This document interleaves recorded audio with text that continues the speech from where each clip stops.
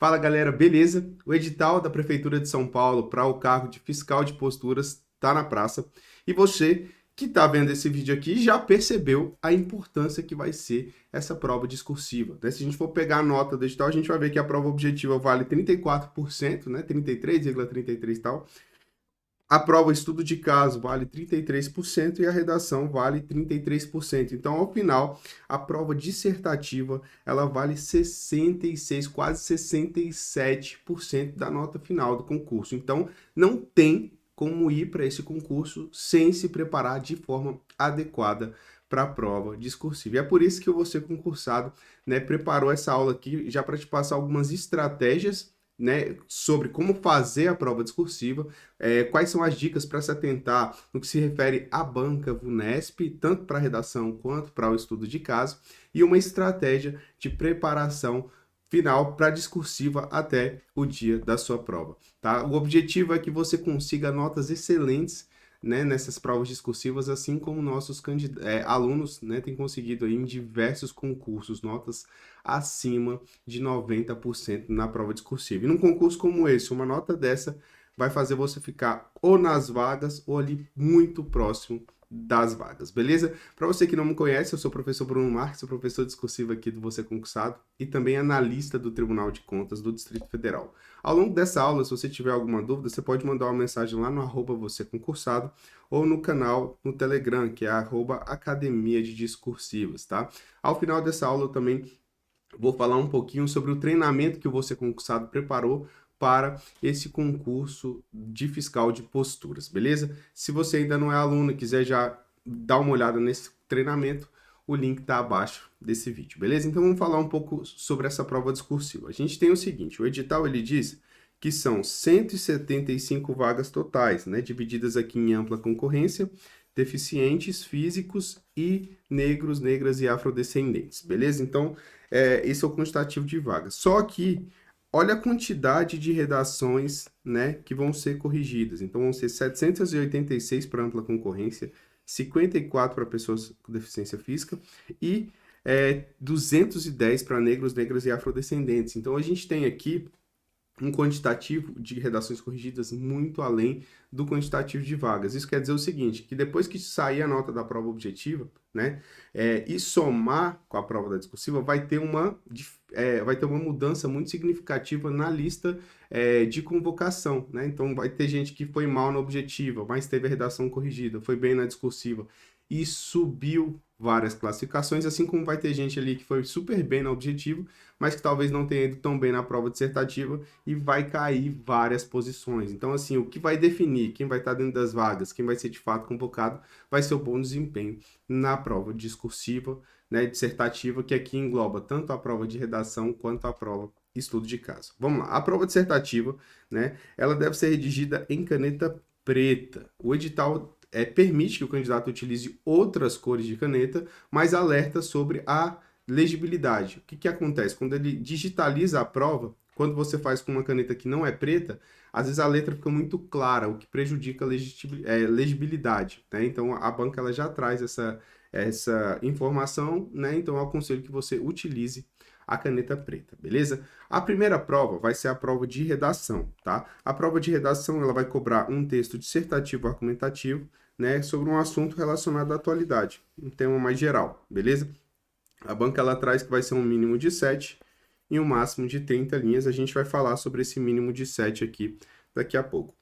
Quando a gente fala de texto dissertativo, a gente está falando aqui de duas estruturas, tá? A estrutura formal, que é a que você aprendeu na escola, que é introdução, desenvolvimento e conclusão, tá? E a estrutura argumentativa, que talvez você não tenha ouvido falar na escola, que a gente chama de A3T, que é assunto, tema, tese e tópicos, beleza? Essas duas estruturas aqui, elas vão compor o que a gente chama de estrutura do texto dissertativo argumentativo, desde que você, né, fortaleça aqui a nossa tese, beleza? Porque a tese aqui, ó, anota aí, ó, a tese é o coração do texto dissertativo argumentativo, beleza? O que mais que a gente tem aqui? Que vale 100 pontos e para ser aprovado o candidato precisa tirar um mínimo de 50 pontos. Então a gente tem aquele tema, aquele tipo de texto padrão, né, que a gente aprende a fazer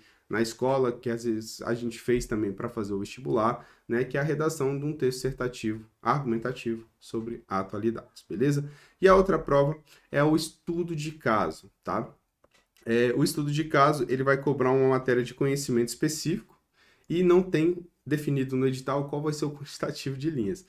No edital não tem nem definido o que é conhecimento específico, né, de forma bem direta. Ele traz ali as matérias e a gente presume, né, que conhecimento específico são as matérias ali mais direcionadas para o cargo, né, especialmente aquela relacionada à legislação municipal. Mas o edital não traz de forma clara. E também não traz o quantitativo de linhas, né? Então, diferentemente da prova redação, que tem ali um máximo de 30 linhas, aqui ele não fala nada. A gente acredita também, né, em algo próximo às 30 linhas para que você possa resolver esse estudo de caso. Informação interessante sobre o edital. A prova objetiva é aplicada de manhã, a prova de redação e estudo de caso vão ser aplicadas juntas no período da tarde. Então, a tarde vai ser só para escrever, vão ser 2 redações, então é preciso que você pratique bastante antes da prova para não chegar lá e sua mão ficar doendo, ou você não conseguir, ou você suar demais e a mão por conta do nervosismo e acabar prejudicando ali na hora de fazer a prova. E principalmente, tá? Muita atenção na hora de passar a redação a limpo. Por que eu digo isso? Porque quando você tem uma prova com 2 questões dissertativas, acontece, tá? E não acontece pouco, acontece com frequência, dos candidatos inverterem as folhas, tá? Então ele pega e escreve a redação na folha do estudo de caso e o estudo de caso na folha de redação. Gente, isso é nota 0. Isso normalmente elimina o candidato. E não acontece pouco. Por quê? Porque você está nervoso ali no dia da prova, né? Você acaba, às vezes, pô, tô nervoso aqui, pegou. Quando você percebe, você já está na metade da redação escrevendo errado. Então, muita atenção aí. Se for o caso, separa a folha, bota debaixo da carteira, se for possível, enfim. Mas separa para não confundir, beleza? Eu falo isso porque acontece demais. A gente recebe, às vezes, uma mensagem, professor, e agora? Será que tem como recorrer? Enfim, é uma situação muito delicada, então atenção a isso, beleza? A prova de, o estudo de caso também vale 100 pontos, tá? E para ser aprovado, o candidato precisa tirar um mínimo de 50 pontos. Aí a primeira pergunta, professor, poxa, a redação vale muito, né? Tem como gabaritar a redação? Tá aqui, ó, um exemplo de quem gabaritou a redação, um aluno nosso aqui do Você Concursado, tá? Ele gabaritou a discursiva e ficou em primeiro lugar no concurso da Assembleia Legislativa de São Paulo. Nosso colega Gustavo Mendes, né, que foi aluno do Você Concursado. A história dele é bem bacana, inclusive a entrevista com ele está disponível no canal do YouTube do Você Concursado. Então, se você quiser conhecer um pouco mais sobre essa preparação que ele fez para a prova discursiva na VUNESP, né, na Assembleia Legislativa de São Paulo, dá uma olhada no vídeo. Então, é possível sim gabaritar a discursiva, mas você vai ter que entender essa lógica, pagar o preço que é estudar e fazer o máximo de discursivas possíveis até o dia do seu concurso. Mas vamos dar uma analisada aqui para entender qual de fato é a diferença, né? E como que a banca cobra um estilo redação e um estilo estudo de caso. Aqui a gente tem um estilo de redação, tá? Redação da VUNESP. Onde que eu peguei essa questão? A gente vai lá na biblioteca de discursivas, tá? Biblioteca de discursivas. É bom que você anote isso aí, porque é uma ferramenta muito interessante, em que o Você Concursado, criou um sistema só com questões discursivas. Então, você consegue pesquisar lá, ó, VUNESP, questão de atualidade. E aí ela vai trazer para você várias questões aplicadas pela banca VUNESP em provas anteriores, assim como algumas questões inéditas elaboradas pela equipe do Você Concursado no modelo também da banca VUNESP. Tá? Então, normalmente, nesse estilo de redação, a banca ela divide a prova em 2 partes. Essa daqui é a primeira parte, que é o texto motivador ou textos motivadores, em que a banca ela traz uma série de textos sobre o assunto, né? Trazendo o assunto, né? Sobre aquele tema que vai ser cobrado, para contextualizar o candidato acerca daquilo que vai ser pedido. E depois vem a segunda parte, que é a parte mais importante, né? Que é o comando da questão. No comando da questão, ela pede para escrever um texto dissertativo, no seu caso vai ser um dissertativo argumentativo, né? E traz o tema. O tema está aqui, ó. A popularização da internet ameaça o poder de influência da televisão.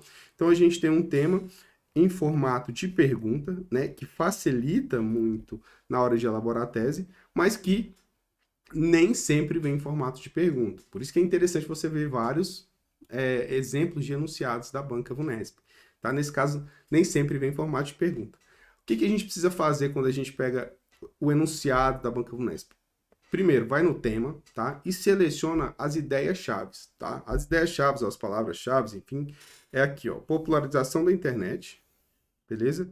E poder de influência da TV. Ah, Bruno, foi quase tudo, eu sei, mas você dividiu, tá? Você tem que dividir as ideias. Então, ele quer que você fale sobre, faça um contraponto entre o aumento, né, no uso da internet, né, e o poder de influência da TV, né?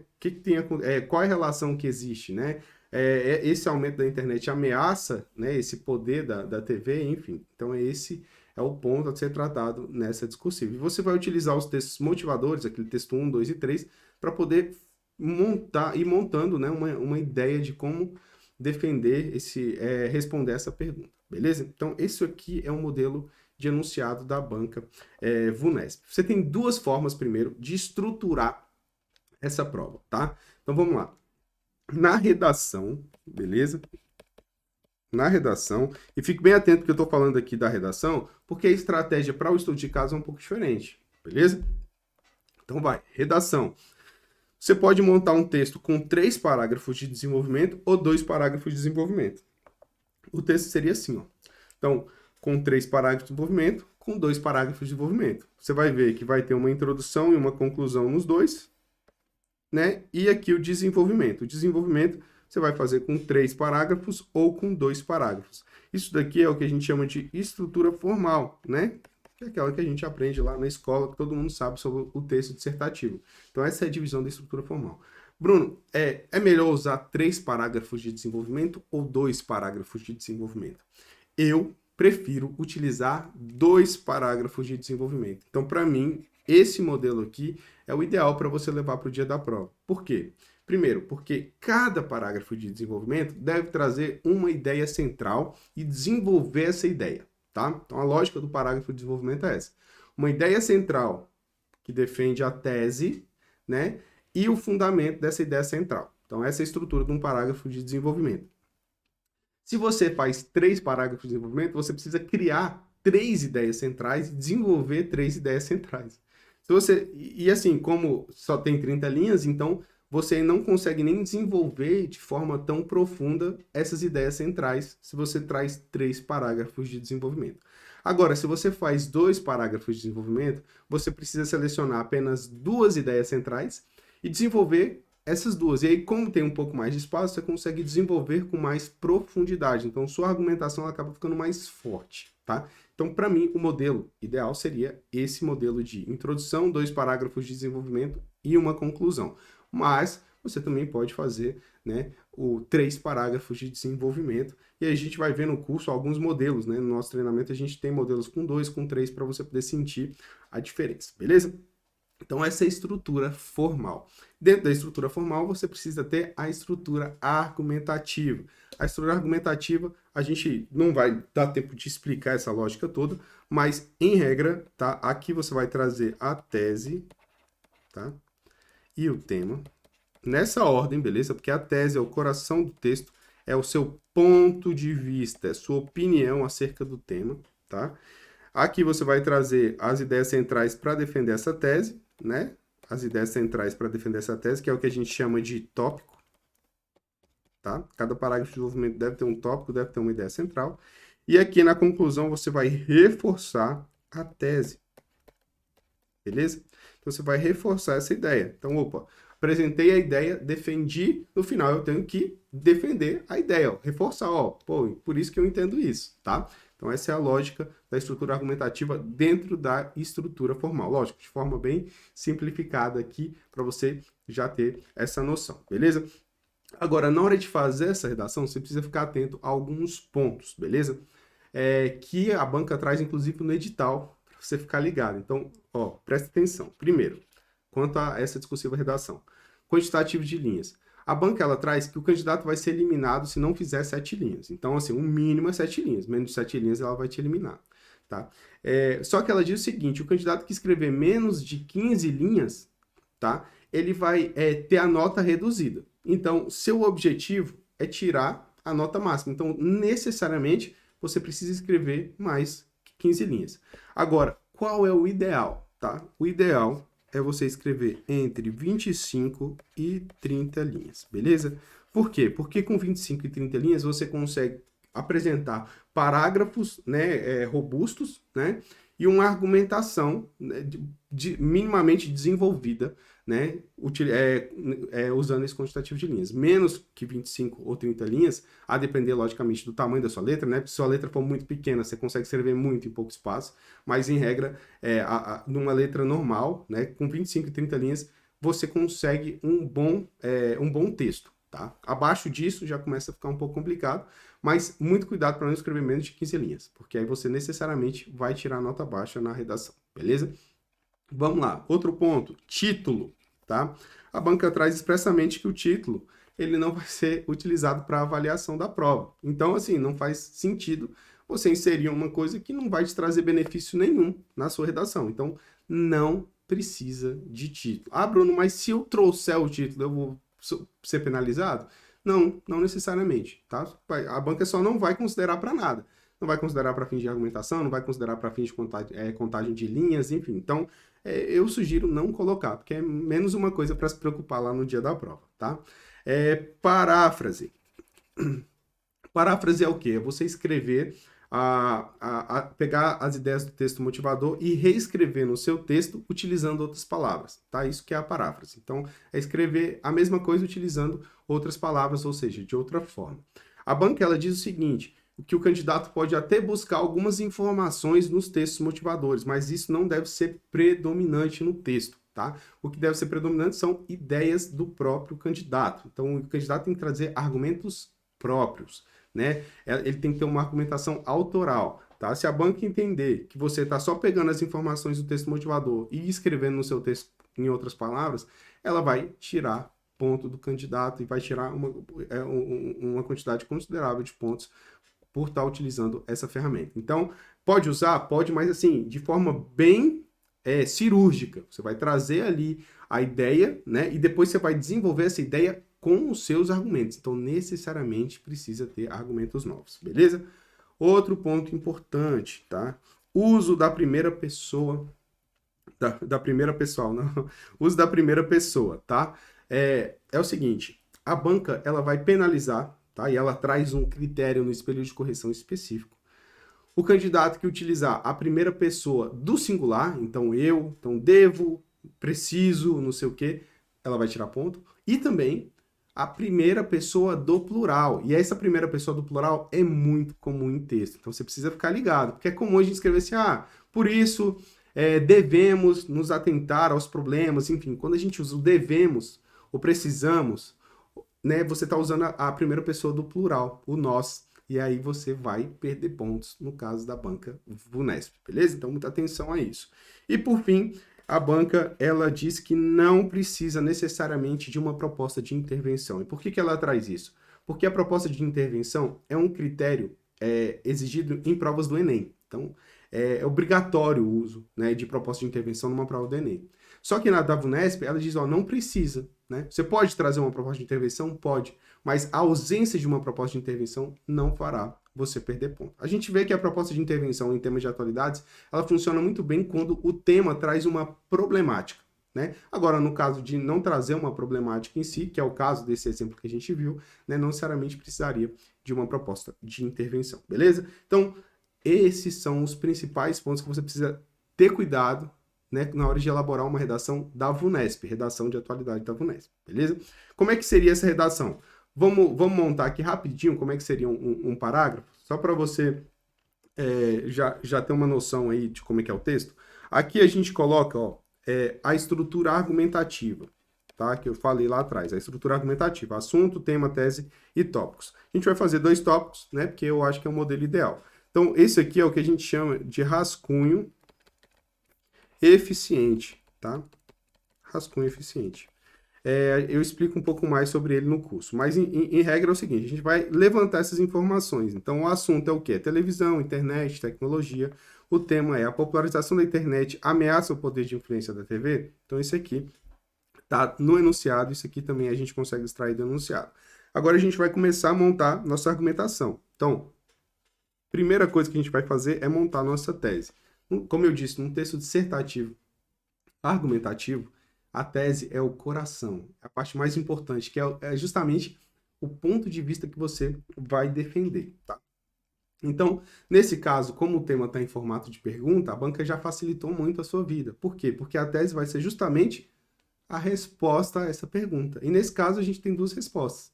A gente vai dizer que a popularização da internet ameaça o poder de influência ou que não ameaça o poder de influência, tá? Então, nesse caso aqui, eu adotei a seguinte tese, ó. A popularização da internet é uma ameaça ao poder de influência da TV.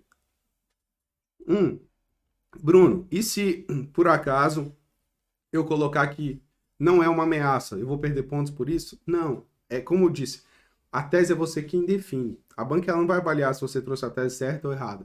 Ela vai avaliar se você trouxe uma tese, trouxe um ponto de vista e conseguiu defender esse ponto de vista.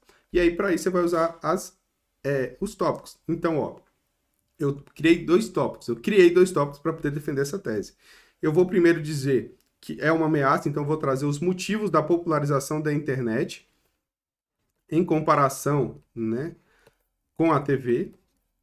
E depois eu vou falar da influência da internet no comportamento das pessoas, também fazendo um contraponto com a TV.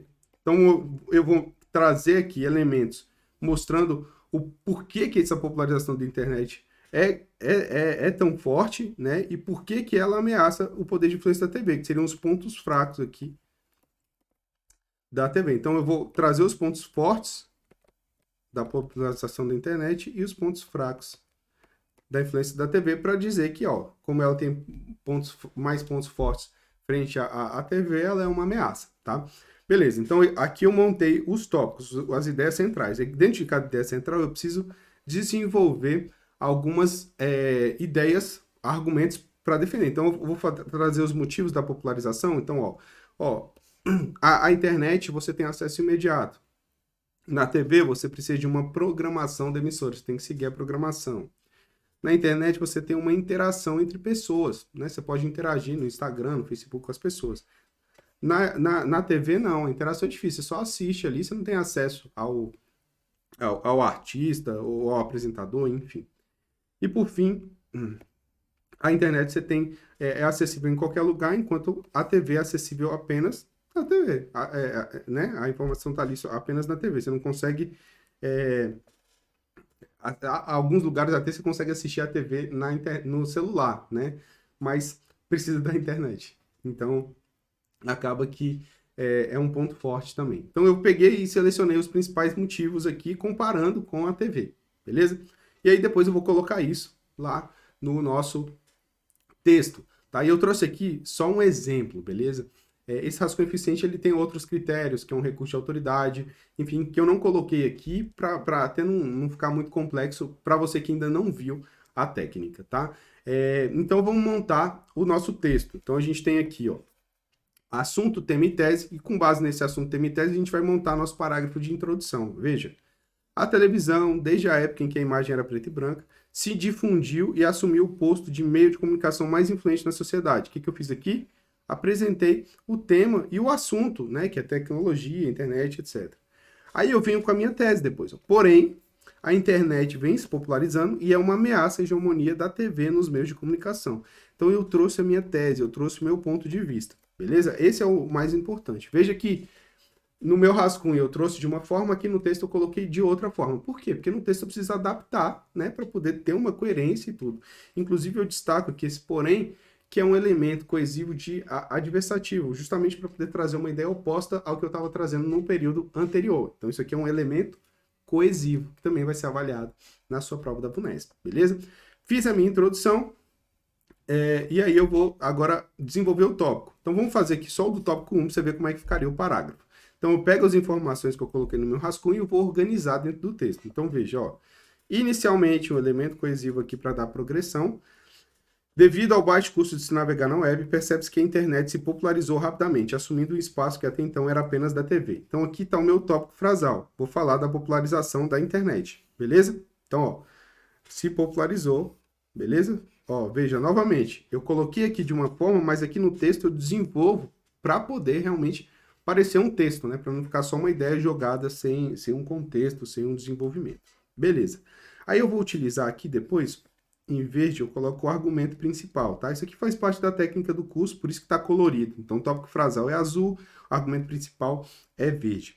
Quando eu vou começar meu argumento principal, para poder ganhar ponto naquela ideia de autoria de argumento, né, trazer um argumento próprio, eu vou trazer o seguinte, ó, conforme se extrai diversos estudos do próprio dia a dia, então eu vou trazer aqui uma fonte. Essa fonte, ela pode ser também a Empresa Brasileira de Comunicação, ela pode ser a Constituição Federal, uma lei específica, ela pode ser uma doutrina, ela pode ser uma jurisprudência, então você pode adaptar, né, o argumento a depender do tema que você está abordando, tá? Às vezes cabe aqui utilizar uma legislação específica, a depender do tema, né? Você está falando ali de criança e adolescente, você pode utilizar o Estatuto da Criança e do Adolescente como recurso de autoridade, por exemplo, beleza? Então, trago aqui esse que a gente chama de recurso de autoridade. Recurso de autoridade. E aí eu vou desenvolver essas ideias em verde, ó. Então, na internet, as pessoas conseguem ter acesso à cultura, ao entretenimento e ao conhecimento de forma muito mais imediata, sem a necessidade de esperar a programação diária das emissoras. Então, eu falei sobre esse ponto aqui. Além disso, é possível uma interação maior entre pessoas nas mídias sociais, diferentemente do que acontece na TV. Então, permite interação entre pessoas.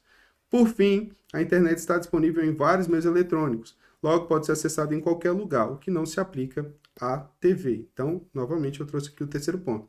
Veja que para cada ponto eu trouxe um período. O período é aquele até o ponto final, né? Então, inseri um ponto final, finalizou o período. Então, eu trouxe aqui um período para cada um dos pontos. Agora, fica atento ao seguinte, ó. Finalizei o período, coloquei o ponto final, trouxe um elemento coesivo. Então, além disso, né? Finalizei aqui com ponto final, trouxe um elemento coesivo, por fim, que é o último argumento daquele parágrafo de desenvolvimento, tá? Outra coisa que você precisa ficar atento é quanto a aspas. Citei uma palavra estrangeira, utilizo aspas necessariamente para não perder ponto em gramática. Então veja que utilizando a estratégia, a gente montou aqui metade do texto já, né? Então a outra metade eu vou deixar para você poder treinar.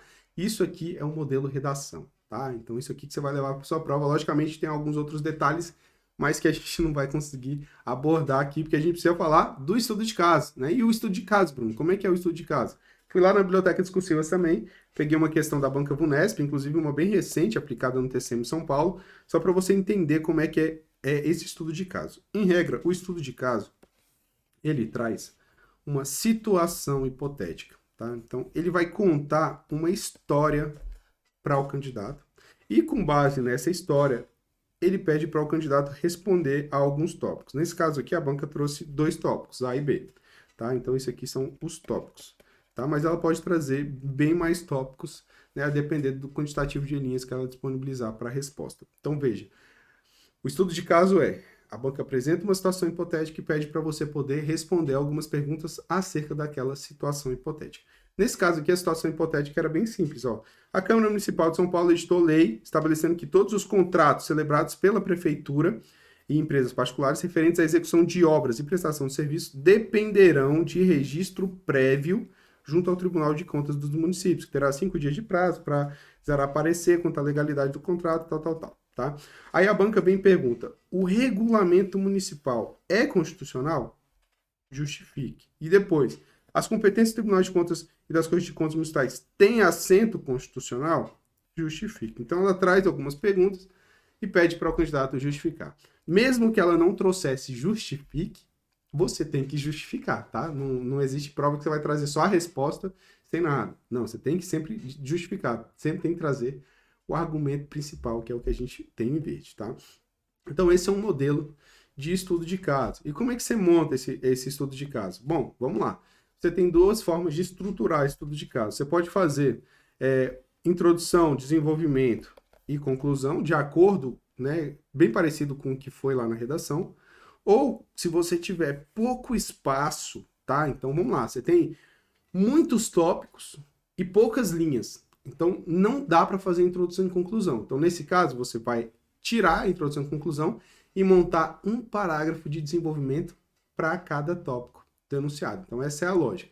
Se tiver muito espaço, vê assim, beleza, são poucos tópicos, tem bastante linha, dá para fazer introdução e conclusão, você faz introdução e conclusão. Não dá, você faz só os tópicos sem introdução e conclusão. Eu admito até eu admito até você nem fazer introdução e conclusão, independentemente disso. Por quê? Porque se você utilizar todas as linhas só para os parágrafos de desenvolvimento, você vai trazer mais conteúdo, então você vai demonstrar mais conhecimento, e a chance de você acertar o que a banca quer é maior, né? Então, uma estratégia possível para o estudo de caso é não fazer introdução e conclusão e ir direto para a resposta. Porém, né, se você faz ali uma introdução e conclusão e responde de forma adequada, o texto fica melhor, fica mais bonito, né? E causa uma recepção melhor do examinador quanto ao seu texto, né? O que pode ali replicar em uma nota um pouco maior, beleza? Então, vamos trazer aqui só um modelo de rascunho que a gente pode fazer. Então, o rascunho seria o seguinte, ó, tá? Você pode fazer só os tópicos. Se você não for fazer parágrafo de introdução e de conclusão, é só você listar os tópicos aqui, né? Então, tópico 1, lógico, você não vai precisar escrever o tópico 1. Aqui eu estou trazendo para fim didático. Mas você vai colocar lá, tópico 1. Aí você vai fazer assim, ó, tópico 1. Tópico frasal, vou responder ao que pediu. O regulamento é constitucional? Eu vou falar, não é constitucional, tá? Essa é a ideia. Na hora de redigir, você não vai colocar não é constitucional, você vai falar, percebe-se que o regulamento municipal não atende às regras constitucionais, ou contraria a Constituição Federal. Você vai escrever com outras palavras, mas aqui você vai colocar não é constitucional, recurso de autoridade. Eu posso utilizar aqui a Constituição Federal, eu posso utilizar aqui a jurisprudência do STF, para dizer que o tribunal não... E aqui eu vou trazer o argumento principal, dizendo que o Tribunal de Contas ele não deve apreciar previamente contratos, não pode haver vinculação, né, a essa análise prévia do Tribunal de Contas. Então, eu vou trazer essa informação aqui. Organizei essa informação aqui, aí eu vou passar para dentro do parágrafo de desenvolvimento. Agora, vamos lá. Se eu for fazer a introdução, aí eu vou precisar de mais 3 informações, que seria o assunto, o tema e a tese, né? Isso aqui é o que vai para a introdução e para a conclusão, tá? Então, o assunto é a competência do Tribunal de Contas, é o tema geral cobrado ali naquela questão. E aí o tema e a tese vão ser diferentes lá da redação, né? Quando se trata de um estudo de caso, o tema vai ser um resumo, um mini resumo do que aconteceu, e a tese vai ser o objetivo daquele texto, tá? Então, nessa situação, o resumo seria lei editada pela Câmara Municipal atribuindo competências ao Tribunal de Contas do município. Então, esse seria o resumo, tá? Veja que o resumo é mais ou menos o seguinte, alguém pergunta para você, depois termina a prova, a prova falava sobre o quê? Era uma lei lá da Câmara Municipal que editou uma lei lá, trazendo algumas competências do Tribunal de Contas. Veja que o resumo é justamente isso, é o que você falaria no final da prova, se alguém perguntasse o que cobrou na prova discursiva. E o objetivo era o quê? Era analisar a constitucionalidade da lei. É o objetivo do texto, né? Você está escrevendo aquele texto justamente para analisar se aquela lei é constitucional ou não. E você extraiu isso com a leitura dos tópicos, beleza? Então, esse seria o objetivo. E aí, com base nesse assunto, tema e tese, você poderia montar um parágrafo de introdução. Aí você vai ver que é um pouquinho diferente, mas é muito fácil de montar, dá uma olhada. Você vai colocar um trata-se de, beleza? No início. Aí você vai trazer o resumo. Trata-se de lei da Câmara Municipal atribuindo competência ao Tribunal de Contas do município para analisar previamente todos os contratos de obras públicas celebrados pela Prefeitura. Que eu poderia colocar até de obras e prestação de serviço. Mas, enfim, só para fins de exemplo. Então, aqui eu trouxe o resumo, beleza? Nesse sentido, busca-se analisar, aí eu vou trazer minha tese, analisar a constitucionalidade da referida lei sob a ótica da Constituição Federal de 88 e da jurisprudência dos tribunais superiores. Então, esse seria o meu parágrafo de introdução.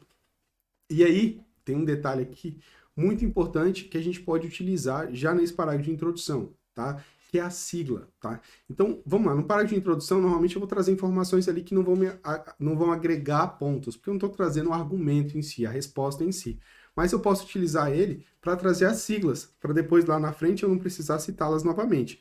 Então, por exemplo, aqui, ó, Tribunal de Contas do Município. Aqui eu poderia abrir parênteses e colocar TCM e fechar parênteses, tá? Então eu colocaria essa sigla bem aqui. Então lá na frente, se eu fosse citar de novo, eu só colocaria TCM, né? Então eu economizaria espaço lá na parte de argumentação. O mesmo pode ser feito aqui na Constituição Federal, eu posso vir e colocar assim, CF/88, por exemplo, né? Então, aqui ao longo do texto eu poderia usar só CF/88 e economizaria espaço, beleza? Então, a utilização de siglas pode ser uma estratégia para você realmente otimizar o espaço dos parágrafos de desenvolvimento, que é aquele que você vai estar respondendo aos tópicos, beleza? Gente, a aula já está ficando um pouco grande, né? Então, eu vou deixar aqui para você a estratégia para você se preparar para esse concurso, tá? Então, é aprender a técnica de discursiva. Então, você vai ter que aprender lá para a redação a fazer um texto dissertativo argumentativo, né? E no estudo de caso, você vai ter que aprender a fazer o parágrafo de desenvolvimento, tá? Então, você vai entender o que é tópico frasal, o que é recurso de autoridade, o que é argumento principal, tá? O que é argumento secundário, o que é fechamento. Então, você vai aprender essa técnica aqui para poder desenvolver esse parágrafo de resposta aos tópicos. E depois, aprendeu essa técnica, que no nosso treinamento, inclusive, é muito rápido, você vai treinar, né? Então, você vai resolver aí, no mínimo, 6 questões até o dia da prova. Mas são questões com correção, tá? E por que eu digo 6? Porque o ideal seria você fazer 3 redações com correção, tá? Então, você faz a redação, manda para correção, recebe o feedback. Depois que recebeu o feedback, faz outra redação, recebe o feedback. Depois que recebeu o feedback, faz a outra redação e recebe um novo feedback. Então, você vai ter 3 feedbacks, 3 correções da redação e depois fazer o mesmo para o estudo de caso, né? Então, você vai, manda para correção, recebe feedback, faz o outro, manda para correção, recebe feedback, faz o outro, manda para correção, recebe feedback. Então, aqui, ó, você vai ter 3 feedbacks da redação e 3 feedbacks do estudo de caso. Para quê? Para que você possa realmente ver o que pode ser melhorado antes de fazer a nova redação, né? E ir já aplicando essas melhorias, para depois de 3 redações você já estar com um nível de redação muito mais elevado. Então, por exemplo, na redação, a gente vai apontar para você, ó, você usou a primeira pessoa do plural aqui, evita esse uso. Aí você, opa, beleza, realmente, não posso usar. Então, assim, você vai melhorando a cada redação. Então, essa seria a estratégia. E por que com correção, Bruno? Porque se você não fizer essas discursivas com alguém corrigindo, tá? E alguém que utiliza o espelho da banca Vunesp, né? A tendência é que você cometa os mesmos erros, né? De novo, então todas as redações você vai cometer o mesmo erro. No dia da prova você vai ser penalizado por aquilo. Então precisa dessa correção, ainda mais nesse concurso aqui que a gente está falando de mais de 60% da nota, quase 70% da nota ser prova de redação e da prova estudo de caso. E se você quiser uma preparação já direcionada para esse concurso, né, a gente tem o treinamento para fiscal de posturas da Prefeitura de São Paulo. O treinamento contém técnica discursiva sucinta, então tudo que você precisa para responder tanto ao estudo de caso quanto à redação de forma bem direta. Temas para poder praticar, e aqui a gente vai ter temas de redação e a gente vai ter temas de estudo de caso. Esse tema de estudo de caso a gente vai ter temas inéditos, tá? Cobrando a legislação municipal, né? Por que temas inéditos? Né? Porque não vão ter muitas questões anteriores cobrando esse assunto nesse modelo de estudo de caso. Então, a equipe de você concursado vai montar esses temas utilizando o seu edital para que você possa praticar de forma direcionada, tá? Tem correções individualizadas para poder te dar o feedback, sempre utilizando o espelho da Vunesp, beleza? E tem a proposta de resolução dos temas. Então, vai ter lá o tema, mas vai ter lá o padrão, o que você poderia responder, como o professor utilizou a técnica para poder responder a essa questão. Então, é um curso completo, né? Desde a técnica até a parte específica ali em que você vai ter que treinar temas do seu concurso. Então, tudo isso disponível a um preço acessível. Se você não é aluno, o link está aqui abaixo, né? Você pode conferir lá. E se tiver alguma dúvida, você pode mandar também para você concursado. E vale a pena fazer esse treinamento? Vale a pena direcionar algumas horas ali do seu estudo para a prova discursiva? Vale muito a pena. Olha aqui, ó, a Dayana, né, também na prova da Alesp, para outro cargo, com a maior nota na discursiva, ela conseguiu o 2º lugar no concurso, subiu várias classificações, figurou em 2º lugar. Hoje ela já é servidora pública. Então, assim, vale muito a pena se preparar para a discursiva agora. Você vai ganhar muitos pontos na frente dos outros candidatos e talvez para aqueles candidatos, mesmo que não estejam tão bem preparados para a prova objetiva, com uma boa nota na discursiva, pode conseguir subir muito na classificação e figurar ali, quem sabe, dentro das vagas, tá? Se você tiver alguma dúvida, tá aqui meu Instagram, @prof.brunomarques, ou você também tem o contato lá no Com Você Concursado, que é @vocêconcursado, ou no Telegram, Academia de Discursivos, beleza? É isso, um forte abraço e bons estudos.